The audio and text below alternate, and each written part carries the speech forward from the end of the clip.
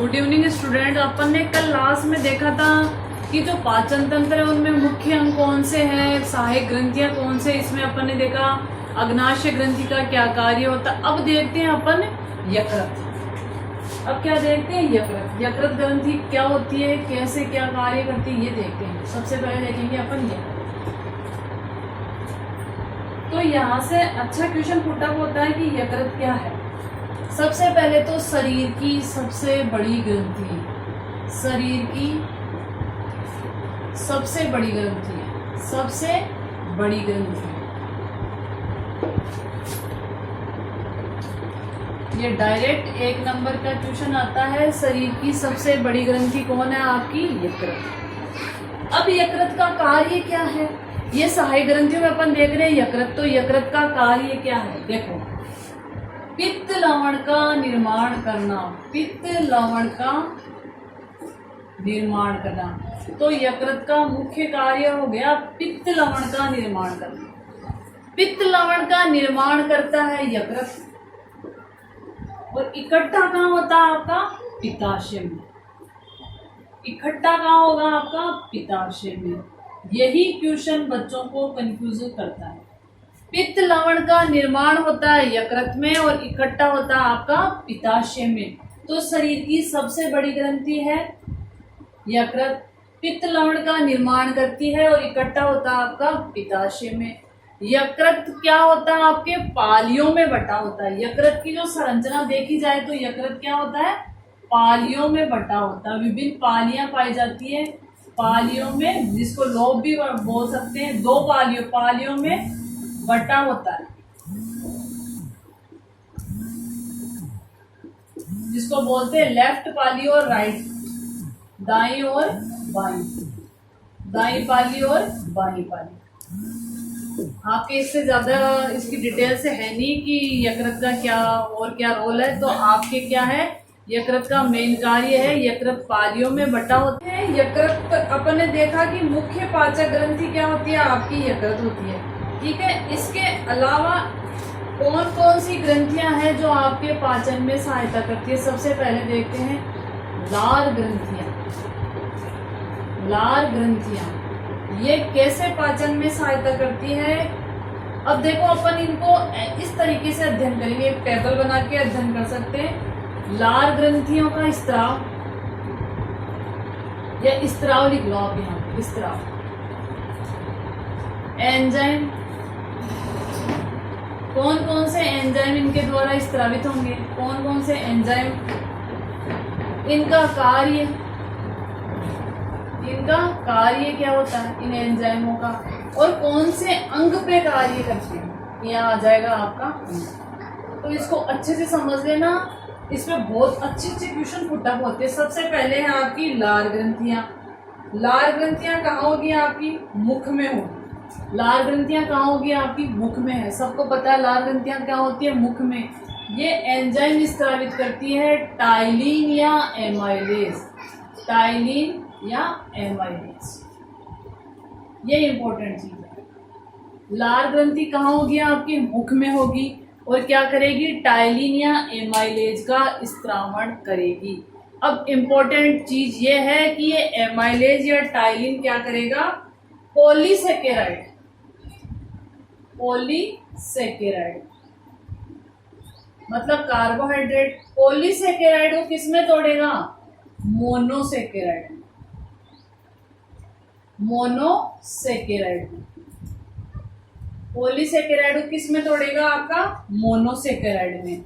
और कहाँ काम करेगा? आपके मुख में, या मुख गुहा लिख सकते हो। मुख गुहा, अपन इसको दोबारा देखते हैं।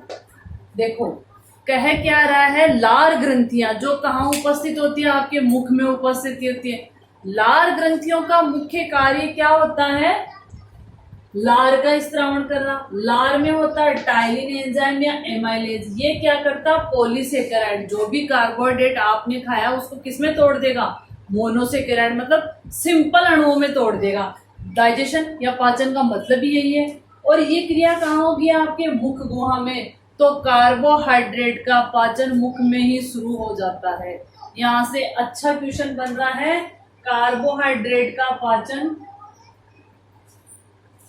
मैं यहाँ लिख देती हूँ, कार्बोहाइड्रेट का पाचन, हाइड्रेट का पाचन कहाँ से शुरू होगा? मुख गुहा से कार्बोहाइड्रेट का पाचन क्या हो जाता है आपका? शुरू हो जाता है। तो यहाँ से क्वेश्चन बनता है लार में कौन सा एंजाइम होता है। ठीक है, कार्बोहाइड्रेट का पाचन कहाँ से शुरू होता है, ये क्वेश्चन आपका बन रहा है।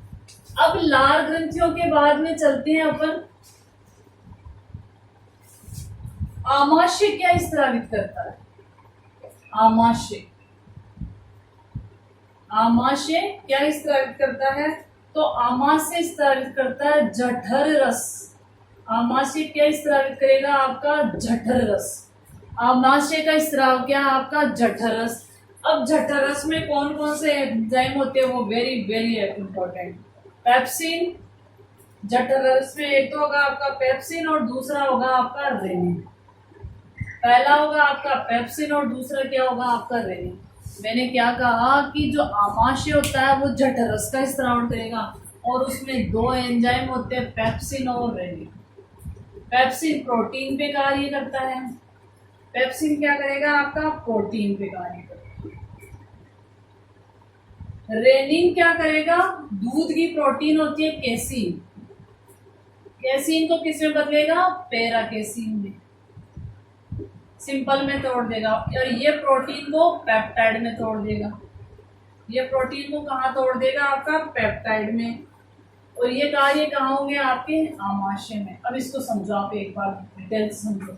मैंने ये कहा कि जो आपका आमाशय होता है, आमाशय स्रावन करेगा जठर रस का, ठीक है। उसमें दो एंजाइम होंगे, पेप्सिन और रेनिन। पेप्सिन क्या करेगा? प्रोटीन को पेप्टाइड में तोड़ देगा और प्रोटीन के बीच में कौन से बॉन्ड होते हैं आपके? पेप्टाइड बॉन्ड होते हैं। केसीन, ये दूध प्रोटीन होती है। केसीन क्या होती है? दुग्ध प्रोटीन बोल सकते हो आप इसको, दुग्ध प्रोटीन होती है, दूध की प्रोटीन होती है केसीन। इसको सिंपल में तोड़ देगा पैरा केसीन में और ये सारे कार्य कहाँ होंगे आपके? आमाशय में। अब देखो जो रेनिन एंजाइम है वो जो शिशु होते हैं, छोटे बच्चे होते हैं, उनमें ज्यादा मात्रा में पाया जाता है, या कह सकते हैं एक्टिव होते हैं, क्योंकि छोटे बच्चों का कंप्लीट फूड, संपूर्ण आहार होता है आपका भोजन। अगर वो पूरा डाइजेस्ट नहीं होगा, पूरा पचेगा नहीं, तो उसको पूरी मात्रा में क्या होगा आपका? भोजन नहीं मिल पाएगा और शिशु की डेथ भी हो सकती है, कमजोर हो सकता है, कई प्रॉब्लम हो सकती है। तो ये क्या करेगा? रेनिन दुग्ध प्रोटीन को तोड़ देगा कंप्लीट और ये कार्य होता है आपका आमाशय। अगला चलते हैं अपन, अगला है अपना अग्नाशय। अग्नाशय क्या करेगा आपका? अग्नाशय रस का स्रावन करेगा। अग्नाशय क्या करेगा? अग्नाशय रस का स्रावन। अब इसमें बहुत सारे एंजाइम्स होंगे, एमाइलेज होगा, एमिलेज भी बोलते हैं, एमाइलेज भी बोलते हैं, ट्रिप्सिन होगा, ट्रिप्सिन होगा, काइमोट्रिप्सिन होगा,